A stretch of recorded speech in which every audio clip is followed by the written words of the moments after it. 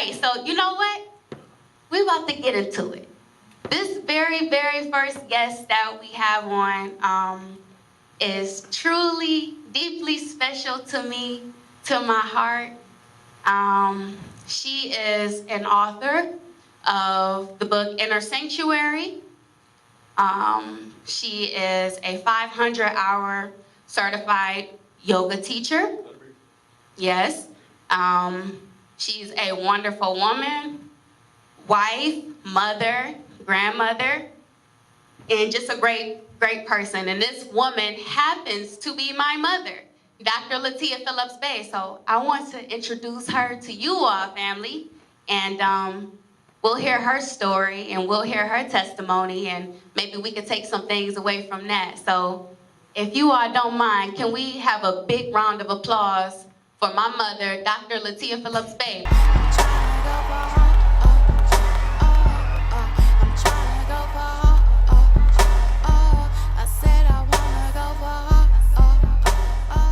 How you doing? That is awesome. All right. I'm still calling you mom. I wouldn't dare call my mom Dr. Latia Phillips-Bey to her face. I know better than that. Okay, so thank you for being here, Mom. You look absolutely beautiful, as always. Just to get started, can you just tell us where you're from? Well, I'm from the ether, first off, but I'm from East Cleveland. EC in the house? Anybody? East Cleveland? Okay, we got some East Cleveland in the house. All right, East Cleveland. I thought y'all was gonna come a little harder than that, EC. That's all right though. That's cool. Okay, East Cleveland. Tell me about East Cleveland when you were growing up in East Cleveland. Tell me about what did that look like? What that looked like to me is a lot different from today, because we didn't have a lot of money, but we were still prosperous in love.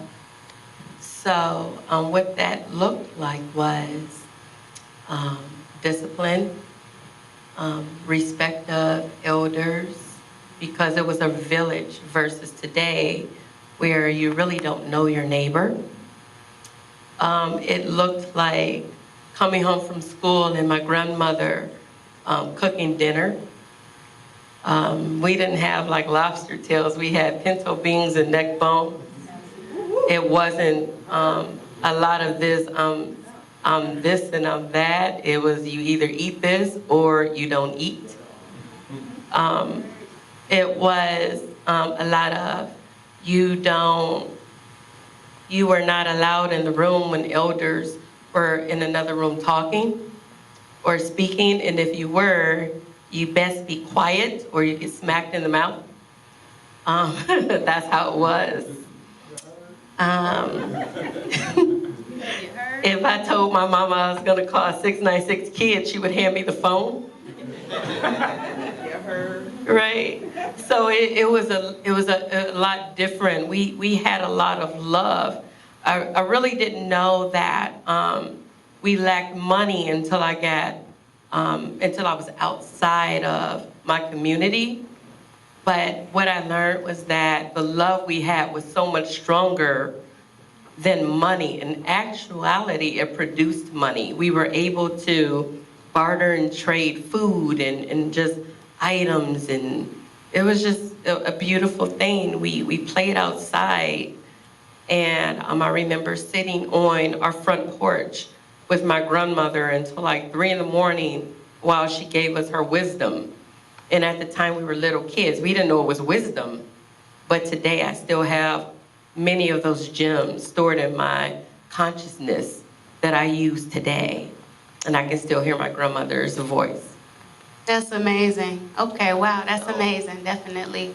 So if you grew up in a time, and it definitely sounds like, well, respect was important. Like respect was important in the household, respect was important in the community, places like that. And how did you use the tools that you learned growing up? How did you implement them in your life?